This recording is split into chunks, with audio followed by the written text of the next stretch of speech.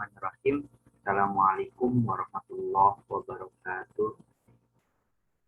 Allahumma fahmi wa'alimi wajibni ilman.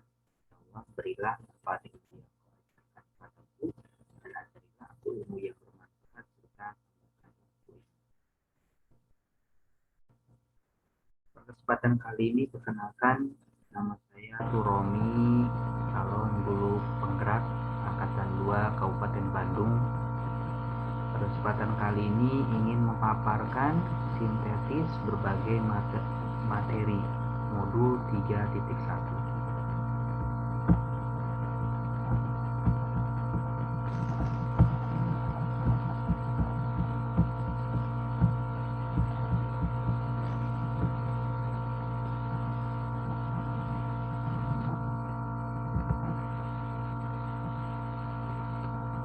Modul 3.1 koneksi antar materi pengambilan keputusan sebagai pemimpin pembelajaran.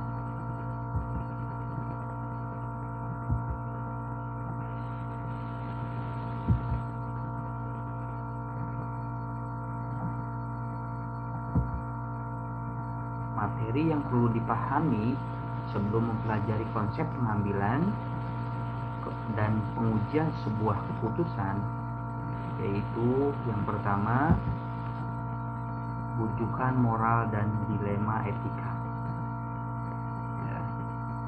Rujukan moral terkait dengan benar dan salah, namun dilema etika tentang benar dan benar. Nanti penjelasannya lebih lanjutnya ada lanjutan dari pemaparan ini. Yang kedua yang harus dipahami yaitu 4 paradigma dilema etika. Yang ketiga, 3 prinsip resolusi ataupun 3 prinsip pengambilan keputusan. Dan yang keempat yang harus dipahami sebelum pengambilan dan pengujian keputusan yaitu 9 langkah pengambilan dan pengujian keputusan.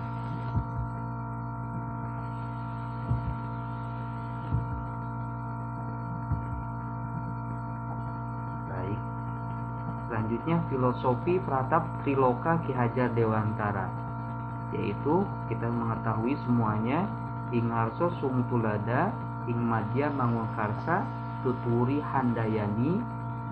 Dalam filosofi tersebut, seorang guru harus bisa menempatkan diri di baik di depan memberi contoh, di tengah membangun semangat, maupun di belakang memberikan dorongan. Seorang guru sejatinya adalah orang yang pantas untuk digugu dan ditiru. Begitupun dalam hal pengambilan keputusan.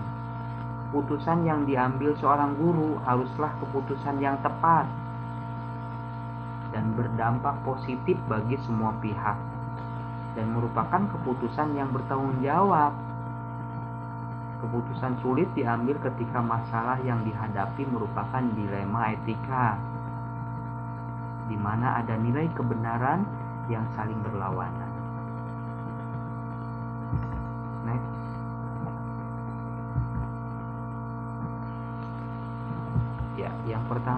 Poin yang pertama yaitu 4 paradigma dilema etika. Apa saja? Yang pertama, individu lawan masyarakat atau individual versus community. Yang kedua, yaitu rasa keadilan lawan rasa kasihan, justice versus mercy. Yang ketiga, kebenaran lawan kesetiaan, truth versus loyalty. Dan yang keempat, paradigma yang keempat yaitu jangka pendek lawan jangka panjang atau short term versus long term. Lalu bagaimana pemahamannya 4 paradigma dilema etika tersebut? Yang pertama, individu lawan masyarakat atau individual versus community. Dalam paradigma ini ada pertentangan antara individu kelompok yang melawan sebuah kelompok yang lebih besar, di mana individu ini juga bisa menimbulkan konflik antara kepentingan pribadi melawan kepentingan orang lain, atau kelompok kecil melawan kelompok besar. Paradigma kedua dari dilema etika ini yaitu terdapat rasa keadilan lawan rasa kasihan, atau justice versus mercy. Dalam paradigma ini ada pilihan antara mengikuti aturan tertulis atau tidak mengikuti aturan sepenuhnya. Pilihan yang ada adalah memilih antara keadilan dan perlakuan yang sama bagi semua orang di satu sisi, dan membuat pengecualian karena kemurahan hati dan kasih sayang di sisi lain. Next, yang ketiga, kebenaran lawan kesetiaan, truth versus loyalty. Dalam paradigma ini, kejujuran dan kesetiaan seringkali menjadi nilai-nilai yang bertentangan dalam situasi dilema etika. Kadang kita perlu untuk membuat pilihan antara berlaku jujur dan berlaku setia atau tanggung jawab kepada orang lain. Apakah kita akan jujur menyampaikan informasi berdasarkan fakta, atau kita menjunjung nilai kesetiaan pada profesi, kelompok tertentu, atau komitmen yang telah dibuat sebelumnya. Paradigma yang keempat yaitu jangka pendek lawan jangka panjang, atau short term versus long term. Paradigma ini paling sering terjadi dan mudah diamati. Kadang perlu untuk memilih antara yang kelihatannya terbaik untuk saat ini, yang terbaik untuk masa yang akan datang. Paradigma ini bisa terjadi di level personal dan permasalahan sehari-hari, atau pada level yang lebih luas, misalnya isu-isu dunia secara global, misalnya lingkungan hidup dan lain. Lalu terdapat 3 prinsip pengambilan keputusan. Pertama yaitu berpikir berbasis akhir atau end-based thinking. Prinsip moral berbasis hasil akhir ini fokus untuk dapat mencapai kebaikan terbesar untuk jumlah orang terbanyak. Saya lakukan karena itu yang terbaik untuk kebanyakan orang. Dan prinsip ini juga berpatokan pada kepentingan institusi, bukan kepentingan individu atau personal. Prinsip yang kedua ada rule based thinking atau berpikir berbasis peraturan.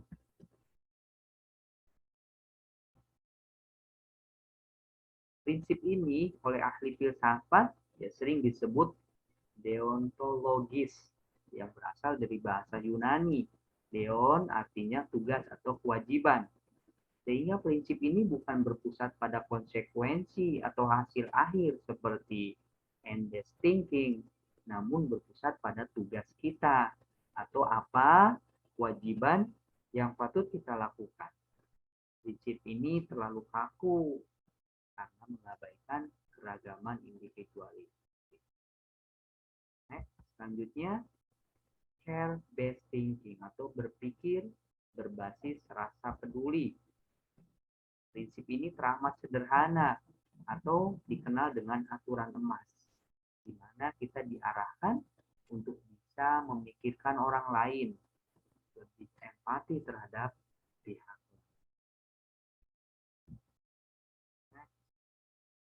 Selanjutnya,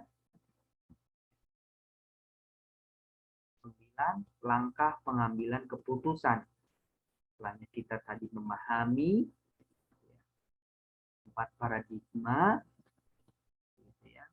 lalu bagaimana kita realisasikan 9 langkah pengambilan keputusan itu.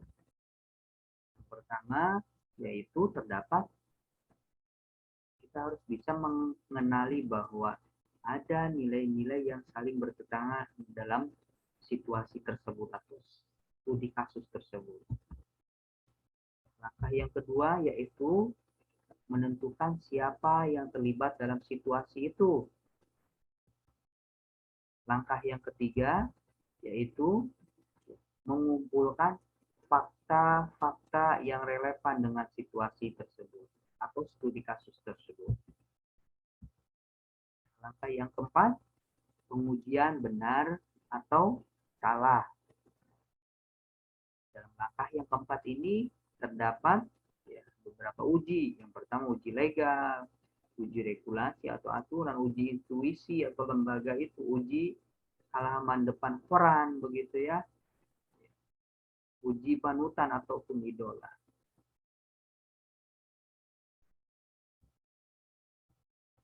Langkah yang kelima yaitu pengujian paradigma benar lawan benar. Benar lawan benar tadi ya, ada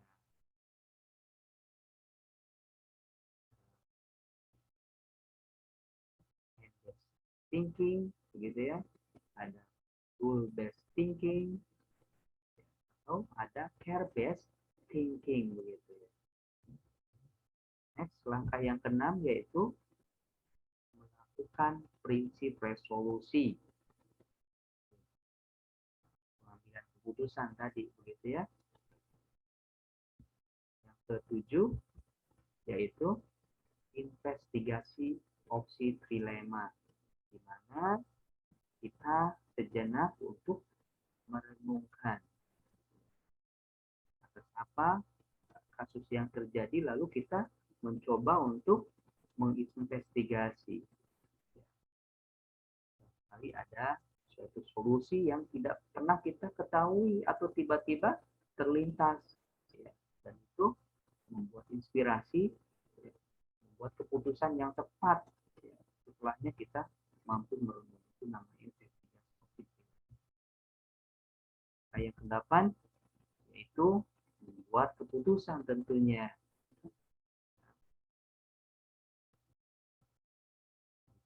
8 langkah yang terjadi, tentunya kita akan percaya diri dan lebih bijak membuat keputusan, tidak tergesa-gesa, dan juga cenderung hati-hatian dan juga kebijaksanaan ketika membuat keputusan. 9 langkah pengambilan keputusan. Lalu yang kesembilannya yaitu bagaimana apa yang sudah kita putuskan itu kita coba lihat kembali. Kita lihat kembali buruknya ataupun betul benar lawan benarnya ataupun tepat tidaknya, begitu, ataupun bijak tidaknya dengan kita. Next. Lalu kesimpulannya adalah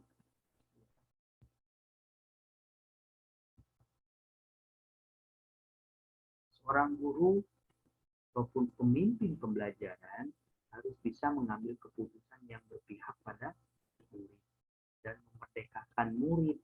Jangan sampai keputusan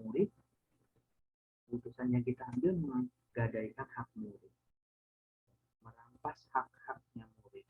Sebuah keputusan seorang pemimpin pembelajaran atau pendidik sangat berpengaruh terhadap masa depan murid-muridnya, karena keputusan yang diambil dan dilaksanakan akan menentukan arah kemajuan murid-murid dan juga kenyamanan suasana di kelas maupun di sekolah. Yang kedua, pengambilan keputusan merupakan suatu keterampilan. Jadi kita bisa berlatih dalam mengambil sebuah keputusan, terutama yang berkaitan dengan masalah dilema etika.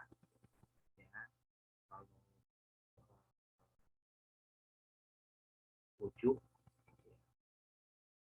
itu antara benar dan salah, begitu ya, rayuan, begitu ya, itu antara benar dan salah. Namun ketika dilema etika itu kita dihadapkan dengan benar dan benar. Karena itu 9 langkah tadi harus kita tempuh dengan beberapa 3 prinsip dan juga 4 paradigma. Cara pandang nilai-nilai diri, visi, dan misi seorang guru juga berpengaruh dalam hal pengambilan keputusan. Dan hal yang terpenting adalah setiap pengambil keputusan harus bisa menerima segala risiko yang mungkin terjadi dan bertanggung jawab.